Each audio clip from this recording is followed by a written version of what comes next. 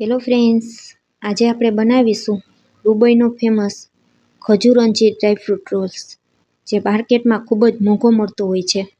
Market કરતાં અડધી કિંમતે અને ખૂબ જ શુદ્ધ આપણે ઘરે બનાવીને તૈયાર કરીશું. તમે જોઈ શકશો અંજીર રોલ છે તે એકદમ સરસ માર્કેટ જેવો જ બનીને તૈયાર થયો છે. તો ચાલો રેસીપી શરૂ કરીએ. સૌથી પહેલાં અહીં મેં 100 ગ્રામ અંજીરને આખી રાત માટે પાણીમાં પલાળી દીધા હતા. અંજીરને આ રીતે પાણીમાં પલાળી દેવાથી તે એકદમ સરસ પોચા થઈ જશે. હવે બધા અંજીરને પાણીમાંથી બહાર કાઢી અને એક કાણાવાળી પ્લેટમાં રાખી દેશું. 5 મિનિટ સુધી તેને આમનમ રહેવા દેવાના. આ અંજીરનું પાણી છે તેને આપણે બિલકુલ ફેંકવાનું નથી. 5 મિનિટ જેવો સમય થઈ ગયો છે. અંજીરમાંથી બધું પાણી નીતળી ગયું છે. અને જે અંજીર પલાળેલું પાણી હતું તેમાં આપણે ઠળિયા કાઢી અને થોડો ખજૂર ઉમેરી દેશું અને તેને પલાળી અને રાખી દેશું. ત્યાર પછી આપણે તેનું ખજૂર અંજીર દૂધ બનાવી અને પી લેવાનું છે. આ પાણીમાં ખૂબ જ સરસ અંજીરની ફ્લેવર રહેલી છે. હવે એક મિક્સર જાર લઈ અને પલાળેલા અંજીર તેમાં સાથે ઉમેરશું. 2 મોટી ચમચી જેટલી કિસમિસ ઉમેરશું. ઢાંકણ ઢાંકી અને અંજીર અને કિસમિસને પાણી ઉમેર્યા વગર આ રીતે પીસી લેવાનું. અંજીર આપણે પાણીમાં પલાળેલા હોવાથી તરત જ પીસાઈ જશે. હવે મેં અહીં 500 ગ્રામ પોચો ખજૂર લીધો છે. ખજૂરના ઠળિયા કાઢી અને તૈયાર કરી રાખેલો છે. ત્યાર પછી અહીં મેં થોડા કાજુ, થોડા બદામ અને થોડા પિસ્તાના આ રીતે એકદમ ઝીણા ટુકડા કરી અને તૈયાર કરી લીધા છે. 2 ચમચી જેટલા તેમાં મગજતરીના બી અને 2 ચમચી જેટલા પમ્પકિન સીડ્સ એટલે કે કોળાના બી લીધેલા છે. બધી વસ્તુને ગેસમાં એકદમ ધીમા તાપ ઉપર શેકી લેશું. અહીં 2 થી 3 મિનિટમાં આપણા ડ્રાયફ્રૂટ્સ છે તે એકદમ સરસ શેકાઈ જશે. તમે ઈચ્છો તો ડ્રાયફ્રૂટ્સને ઘીમાં તળીને પણ ઉપયોગ કરી શકો છો, અથવા આ રીતે એમનેમ શેકીને પણ લઈ શકાય. હવે એ જ કડાઈમાં 2 મોટી ચમચી જેટલું ઘી ઉમેરશું. ખજૂર અંજીર રોલ માત્ર 2 થી 3 ચમચી ઘીમાં બનીને તૈયાર થઈ જાય છે, તો વધારે ઘી બિલકુલ નહીં ઉમેરવાનું. ઘી ઓગળી જાય ત્યાં સુધી તેને થવા દેશું.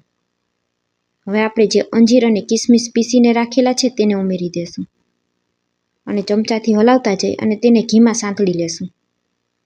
અંજીરને આપણે પાણીમાં પલાળેલા હોવાથી આપણે તેને પહેલાં જ ઘીમાં સાંતળવાના છે. ખજૂર આપણે પાણીમાં પલાળેલો નથી તો આપણે તેને પછી ઉમેરશું.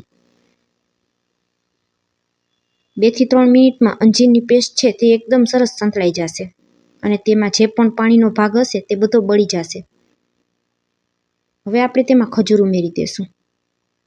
જો તમે આ રીતનો પોચો ખજૂર ન લીધો હોય તો મિક્સર જારમાં પહેલાં ખજૂરને પીસી લેવાનું અને ત્યાર પછી જ ઉમેરવાનું.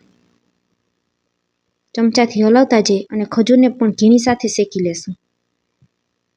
આ ખજૂર પોચો હોવાથી માત્ર 2 થી 3 મિનિટમાં એકદમ સરસ સોફ્ટ થઈ જશે. ચમચાના પાછળના ભાગથી આ રીતે ખજૂરને દબાવતા જઈ અને ખજૂરને શેકી લેશું. શીરાની જેમ ખજૂર બધો ભેગો થવા લાગે ત્યાં સુધી આપણે તેને શેકવાનું છે. તો 3 મિનિટ પછી તમે જોઈ શકશો ખજૂર છે તે એકદમ સરસ સોફ્ટ થઈ ગયો છે અને કડાઈમાંથી તે છૂટો પડવા લાગ્યો છે અને શીરાની જેમ આ રીતે તે ભેગો થાય છે. તો હવે આપણે જે શેકીને રાખેલા ડ્રાયફ્રૂટ્સ અને સીડ્સ હતા તેને ઉમેરી દેશું અને ચમચાથી તેને મિક્સ કરી દેશું. આ ખજૂર અંજીર ડ્રાયફ્રૂટ્સ રોલ યુટ્યુબ ઉપર ખૂબ જ વાયરલ છે. ઘણા લોકો કોમેન્ટમાં એવું પણ લખે છે કે આ મીઠાઈ ખાવા માટે તો લોન લેવી પડે, પરંતુ એવું કંઈ પણ હોતું નથી. એટલો બધો મોંઘો બનતો નથી. માત્ર એક પિઝાની કિંમતમાં બનીને તૈયાર થઈ જાય છે.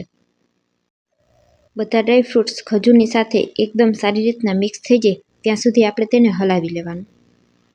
હવે તમે જોઈ શકશો બધી વસ્તુ એકદમ સારી રીતના મિક્સ થઈ ગઈ છે. તો હવે ગેસ બંધ કરી અને આપણે તેને એક અલગ વાસણમાં કાઢી લેશું, જેથી કરી અને આ મિશ્રણ છે તે ફટાફટ ઠંડુ થઈ જાય. આપણે તેને થોડીવાર પંખા નીચે રાખી દેશું. 5 મિનિટમાં તે હાથ લગાવી શકાય તેવું ઠંડુ થઈ જશે. હવે 5 મિનિટ જેવો સમય થઈ ગયો છે. ખજૂરનું મિશ્રણ છે તે થોડું ઠંડુ થઈ ગયું છે. હાથમાં સેજ એવું આ રીતે ઘી લગાવી લેશું અને બધું મિશ્રણ હાથેથી આ રીતે ભેગું કરી લેવાનું. અને ત્યાર પછી તમે કોઈ પણ પાટલા ઉપર કે આ રીતે ચોપિંગ બોર્ડ ઉપર રાખી અને તેમાંથી રોલ બનાવી તૈયાર કરી શકો છો. વિડીયોમાં બતાવેલી મુજબ જ આપણે રોલવાળી તૈયાર કરવાનું છે. ખજૂરનું મિશ્રણ આપણું વધારે છે તો આપણે તેને 2 ભાગમાં આ રીતે અલગ કરી દેશું અને તેના 2 રોલ બનાવી તૈયાર કરશું. તો જે રીતે મેં વિડીયોમાં બતાવેલું છે એ જ રીતે રોલ તૈયાર કરવાનો છે. હળવા હાથે આ રીતે બધી બાજુ ફેરવતા જઈ અને રોલવાળી તૈયાર કરી લેશું. ત્યાર પછી રોલને ખસખસના બીથી ચારે બાજુ કોટ કરી લેવાનું. આ ખજૂર અંજીર રોલ ખસખસથી ભરપૂર હોય છે, તો ચારે બાજુ એકદમ સરસ ખસખસથી કોટ થઈ જાય એ રીતે આપણે તેને કોટ કરી લેવાનું. આ ડ્રાયફ્રૂટ્સ રોલ માત્ર 15 જ મિનિટની અંદર બનીને તૈયાર થઈ જાય છે અને ઘરમાં નાના મોટા સૌ કોઈને ખૂબ જ પસંદ આવે છે. તમારા શરીરમાં કમજોરી હોય તો માત્ર 1 પીસ આનો ખાશો તો થોડાક જ દિવસમાં કમજોરી દૂર થઈ જાય છે. તમે જોઈ શકશો બધી બાજુ એકદમ સરસ આપણો રોલ છે તે ખસખસથી કોટ થઈ ગયો છે.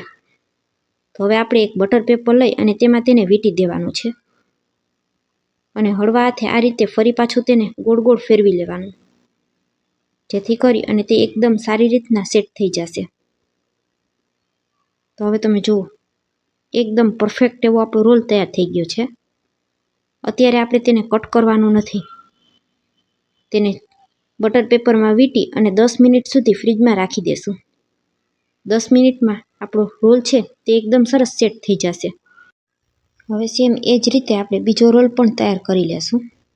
પહેલાં ચોપિંગ બોર્ડ ઉપર રાખી અને આ રીતે તેને ફેરવતા જઈ રોલનો શેપ આપી દેશું અને ત્યાર પછી આપણે તેને ખસખસથી કોટ કરી લેશું.